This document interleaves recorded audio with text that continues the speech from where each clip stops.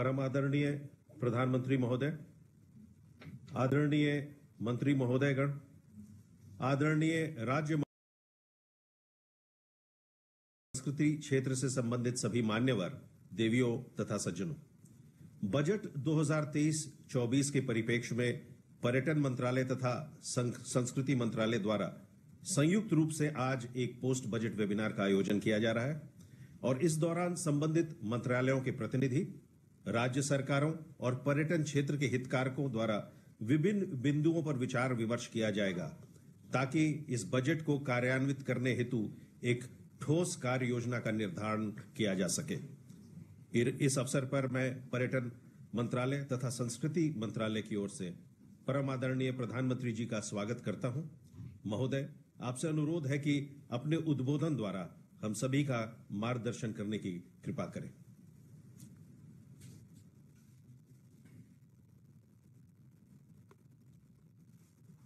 नमस्कार। इस वेबिनार में उपस्थित सभी महानुभावों का स्वागत है।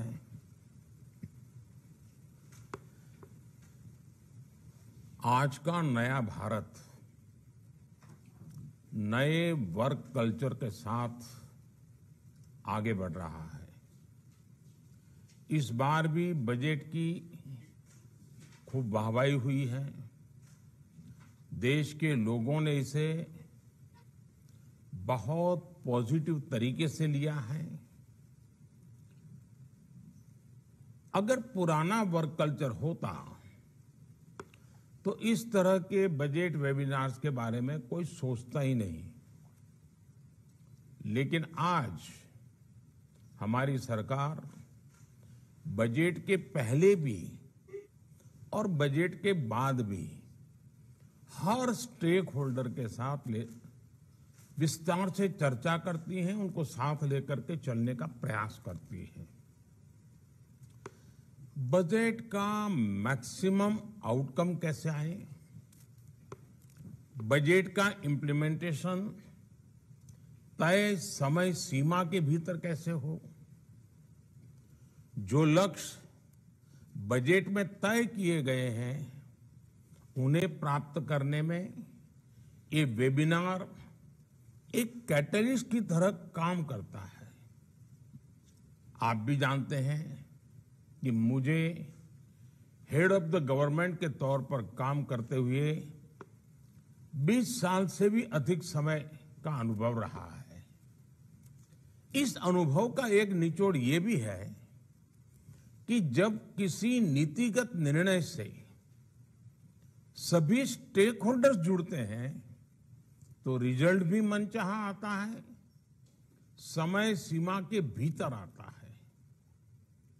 हमने देखा है कि बीते कुछ दिनों में जो वेबिनार हुए उसमें हजारों लोग हमारे साथ जुड़े। दिन भर सब लोग मिलकर के बहुत ही गहन मंथन करते रहे और मैं कह सकता हूं कि बहुत ही महत्वपूर्ण सुझाव आए और आगे के लिए आए। जो बजट है उसी पर ध्यान केंद्रित किया और उसी में से कैसे आगे बढ़ा जाए, बहुत उत्तम सुझाव आए।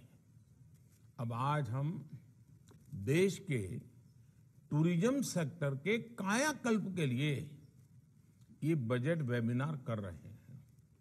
साथियों, भारत में हमें टूरिज्म सेक्टर को नई ऊंचाई देने के लिए आउट ऑफ द बॉक्स सोचना होगा और लॉन्ग टर्म प्लानिंग करके चलना होगा।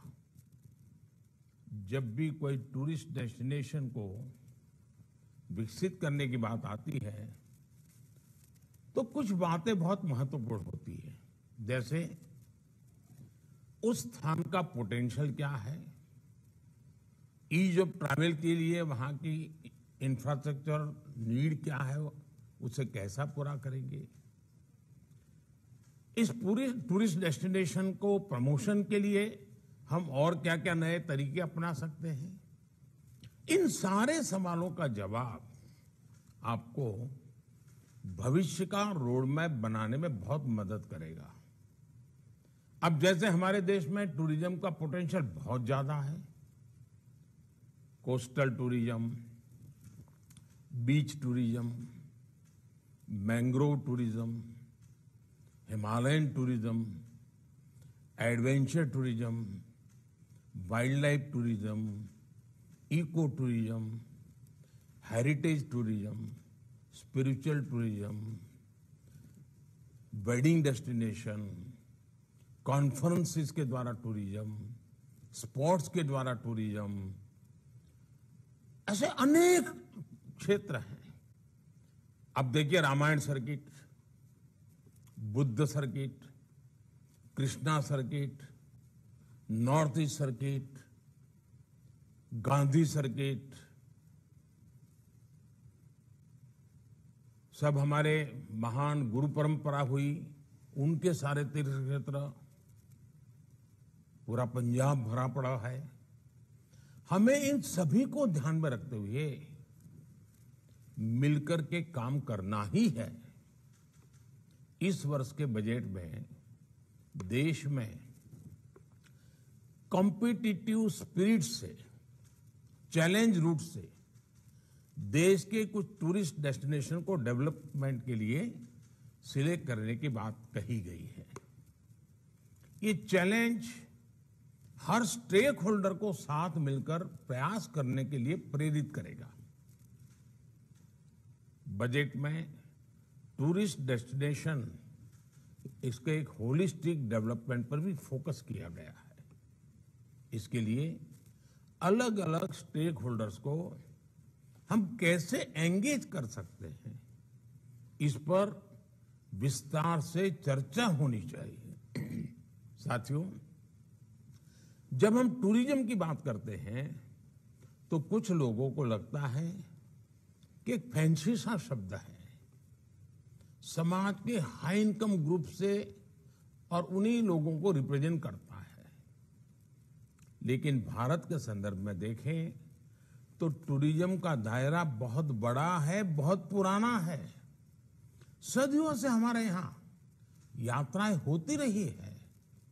ये हमारे सांस्कृतिक सामाजिक जीवन का हिस्सा रहा है, और वो भी जब संसाधन नहीं थे, यातायात की व्यवस्थाएं नहीं थी, बहुत कठिनाई होती थी, तब भी कष्ट उठाकर लोग यात्राओं पर निकल पड़ते थे। चार धाम यात्रा हो, 12 ज्योतिर्लिंग की यात्रा हो, 51 शक्तिपीठ की यात्रा हो, ऐसी कितनी ही यात्राएं हैं हमारे आस्था के स्थलों को जोड़ती थी। हमारे यहां होने वाली यात्राओं ने देश की एकता को मजबूत करने का भी काम किया है। देश के कितने ही बड़े बड़े शहरों की पूरी अर्थव्यवस्था, उस पूरे जिले की पूरी अर्थव्यवस्था यात्राओं पर ही निर्भर थी। यात्राओं की इस पुरातन परंपरा के बावजूद दुर्भाग्य ये रहा कि इन स्थानों पर समय के अनुकूल सुविधाएं बढ़ाने पर ध्यान नहीं दिया गया। पहले सैकड़ों वर्षों की गुलामी और फिर आजादी के बाद के दशकों में इन स्थानों की राजनीतिक उपेक्षा ने देश का बहुत नुकसान किया। अब आज का भारत इस स्थिति को बदल रहा है। जब यात्रियों के लिए सुविधाएं बढ़ती हैं तो कैसे यात्रियों में आकर्षण बढ़ता है, उनकी संख्या में भारी वृद्धि होती है। और ये भी हम देश में देख रहे हैं। जब वाराणसी में काशी विश्वनाथ धाम का पुनर्निर्माण नहीं हुआ था तो उस समय साल में 70-80 लाख के आसपास ही लोग मंदिर के दर्शन के लिए आते थे। काशी विश्वनाथ धाम का पुनर्निर्माण होने के बाद पिछले साल वाराणसी जाने वाले लोगों की संख्या 7 करोड़ को पार कर गई है। इसी तरह जब केदार घाटी में पुनर्निर्माण का काम नहीं हुआ था तो वहां भी सालाना 4-5 लाख लोग ही दर्शन के लिए आते थे। लेकिन पिछले साल 15 लाख से ज्यादा श्रद्धालु बाबा केदार के दर्शन के लिए गए। अगर मेरा गुजरात का पुराना अनुभव है, वहां का भी अनुभव आपसे शेयर करता हूं। गुजरात में पावागढ़ करके एक तीर्थ क्षेत्र है बड़ौदा के पास। जब वहां का पुनर्निर्माण नहीं हुआ था, पुरानी हालत थी, तो मुश्किल से 2000, 5000, 3000 इतनी संख्या में लोग आते थे। लेकिन वहां जीर्णोद्धार हुआ, कुछ इंफ्रास्ट्रक्चर बना, सुविधाएं बनी, तो उस पावागढ़ मंदिर के पुनर्निर्माण के बाद, नवनिर्माण के बाद करीब करीब 80,000 लोग वहां औसतन आते हैं। यानी सुविधाएं बढ़ी तो इसका सीधा प्रभाव यात्रियों की संख्या पर पड़ा। टूरिज्म को बढ़ाने के लिए उसके सराउंडिंग जो चीजें होती वो भी बढ़ने लग गई है। और ज्यादा संख्या में लोगों के आने का अर्थ है स्थानीय स्तर पर कमाई के ज्यादा अवसर, रोजगार, स्वरोजगार के ज्यादा मौके। अब देखिए, दुनिया की सबसे ऊंची प्रतिमा स्टैच्यू ऑफ यूनिटी का भी उदाहरण देगा। ये प्रतिमा बनने के बाद 1 साल के भीतर ही 27 लाख लोग उसे देखने के लिए पहुंचे। ये दिखाता है कि भारत के विभिन्न स्थलों में अगर सिविल एमेनिटीज बढ़ाई जाए, वहां डिजिटल कनेक्टिविटी अच्छी हो, होटल, हॉस्पिटल अच्छे हो, गंदगी का नामो निशान ना हो, बेहतरीन इंफ्रास्ट्रक्चर हो, तो भारत के टूरिज्म सेक्टर में कई गुना वृद्धि हो सकती है। साथियों, मुझे आपसे बात करते हुए अहमदाबाद शहर में कांकरिया तालाब है, उस कांकरिया लेक प्रोजेक्ट के विषय में भी कुछ करने का मन करता है। अब ये कांकरिया लेक प्रोजेक्ट शुरू होने से पहले वहां आमतौर पर लोग जाते नहीं थे, वैसे वहां से गुजरना पड़े तो गुजरे, लेकिन वहां कोई जाता ही नहीं था। हमें वहां न सिर्फ लेक का रिडेवलपमेंट किया, बल्कि फूड स्टॉल्स में काम करने वालों को स्किल डेवलपमेंट भी किया। आधुनिक इंफ्रास्ट्रक्चर के साथ हमने वहां स्वच्छता पर भी बहुत जोर दिया। अब कल्पना कर सकते हैं कि आज वहां एंट्री फी होने के बावजूद भी औसतन प्रतिदिन 10,000 लोग मुलाकात करते हैं। ऐसे ही तरीकों से हर टूरिस्ट डेस्टिनेशन अपना एक रेवेन्यू मॉडल भी विकसित कर सकता है। साथियों, ये वो समय है जब हमारे गांव भी टूरिज्म का केंद्र बन रहे हैं। बेहतर होते इंफ्रास्ट्रक्चर के कारण हमारे दूर सुदूर के गांव अब टूरिज्म पर के मैप पर आ रहे हैं। केंद्र सरकार ने बॉर्डर किनारे पर बसे जो गांव है, वहां वाइब्रेंट बॉर्डर विलेज योजना शुरू की है। ऐसे में होम स्टे, छोटे होटल, छोटे रेस्टोरेंट हो, ऐसे अनेक बिजनेस के लिए लोगों को ज्यादा से ज्यादा सपोर्ट करने का काम हम सबको मिलकर के करना है। साथियों, आज एक बात मैं भारत आ रहे फॉरेन टूरिस्ट के संदर्भ में भी बताऊंगा। आज जिस तरह दुनिया में भारत के प्रति आकर्षण बढ़ रहा है, भारत आने वाले विदेशी टूरिस्टों की संख्या भी बढ़ रही है। पिछले साल जनवरी में सिर्फ 2 लाख विदेशी टूरिस्ट ही आए थे, जबकि इस साल जनवरी में 8 लाख से ज्यादा विदेशी टूरिस्ट भारत आए। विदेश से जो टूरिस्ट भारत आ रहे हैं, हमें उन्हें भी प्रोफाइल करके अपना टारगेट ग्रुप तय करना होगा। विदेश में रहने वाले वो लोग जिनमें ज्यादा से ज्यादा खर्च करने की क्षमता होती है, हमें उन्हें ज्यादा से ज्यादा संख्या में भारत लाने के लिए विशेष रणनीति बनाने की आवश्यकता है। ऐसे टूरिस्ट भले ही कम दिन भारत में रहेंगे, लेकिन ज्यादा राशि खर्च करके जाएंगे। आज जो विदेशी टूरिस्ट भारत आते हैं, वो औसतन $1,700 खर्च करते हैं, जबकि अमेरिका में इंटरनेशनल ट्रैवलर औसतन $2,500 और ऑस्ट्रेलिया में करीब $5,000 खर्च करते हैं। भारत में भी हाई स्पेंड टूरिस्ट को ऑफर करने के लिए बहुत कुछ है। हर राज्य को इस सोच के साथ भी अपनी टूरिज्म पॉलिसी में बदलाव करने की जरूरत है। अब जैसे मैं आपको एक और उदाहरण दूंगा। सामान्य तौर पर कहा जाता है कि सबसे ज्यादा किसी स्थान पर रुकने वाला जो टूरिस्ट होता है वो बर्ड वॉचर होता है। ये लोग महीनों महीनों किसी देश में डेरा डाले रहते हैं।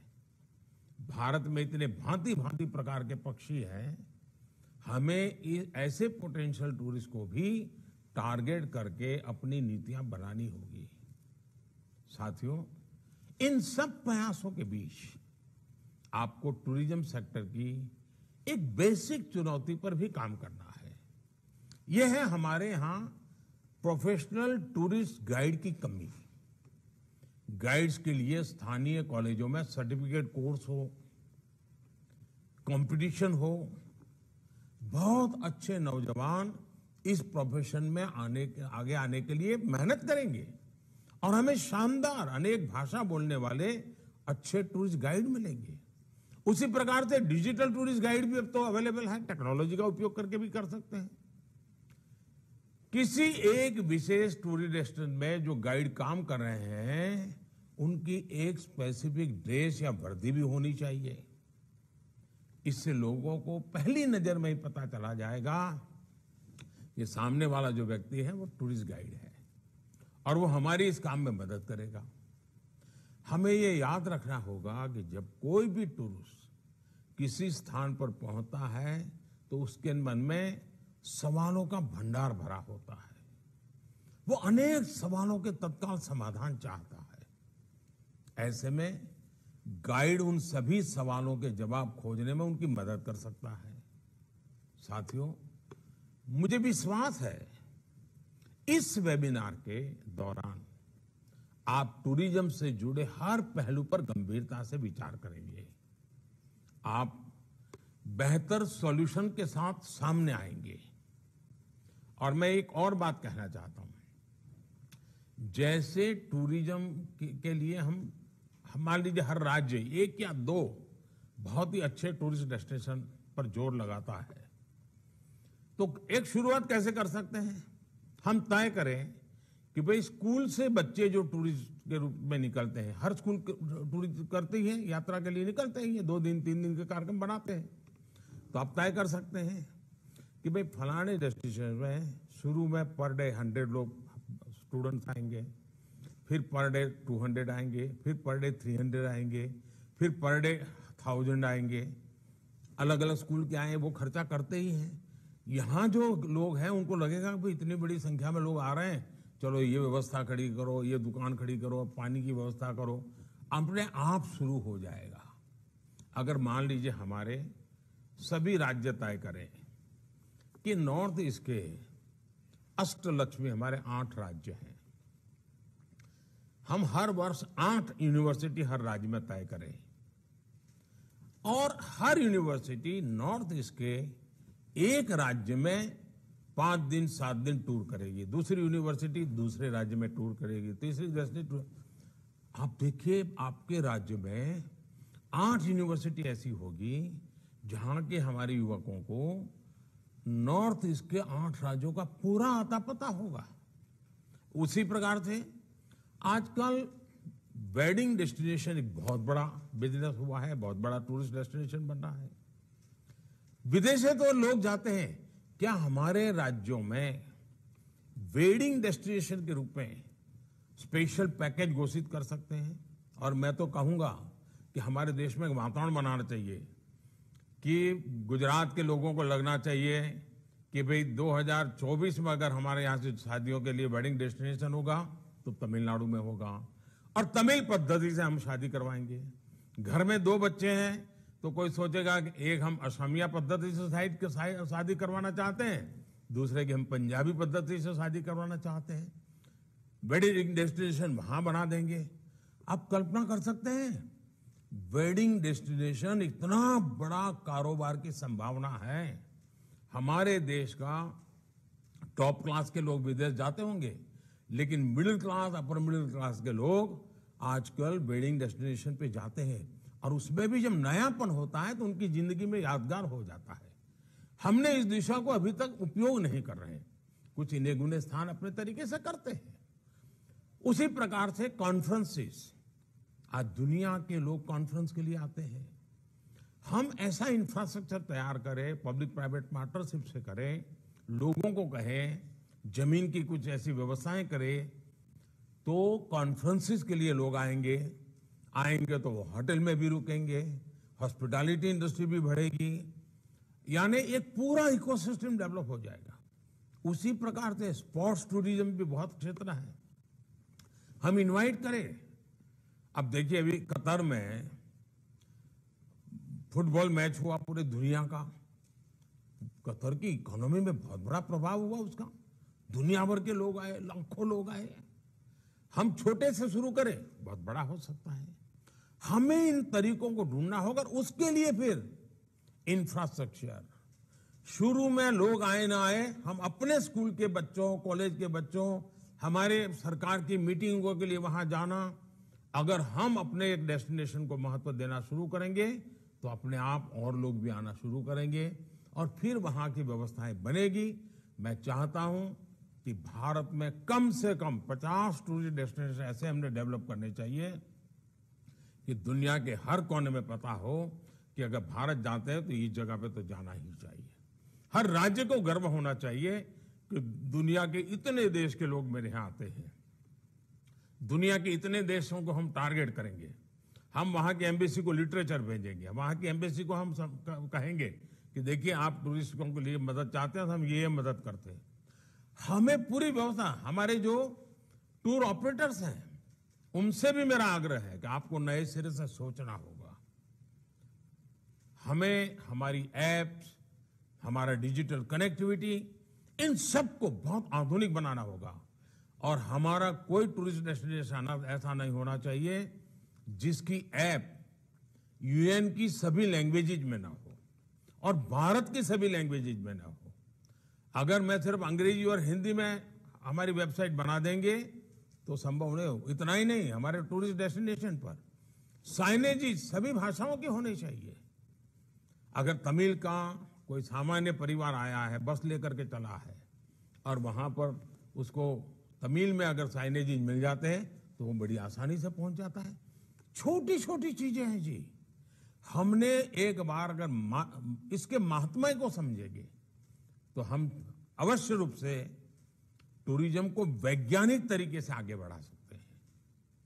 मैं आपसे आशा करता हूं कि आज के इस वेबिनार में बहुत विस्तार से चर्चा करिए और रोजगार के बहुत सारे अवसर जैसे एग्रीकल्चर में है, जैसे रियल एस्टेट डेवलपमेंट और इंफ्रास्ट्रक्चर में है, टेक्सटाइल में है, उतनी ही ताकत टूरिज्म के अंदर रोजगार की है। बहुत अवसर है। मैं आपको निमंत्रण देता हूं और आपको इस आज के वेबिनार के लिए बहुत शुभकामनाएं देता हूं। बहुत बहुत धन्यवाद।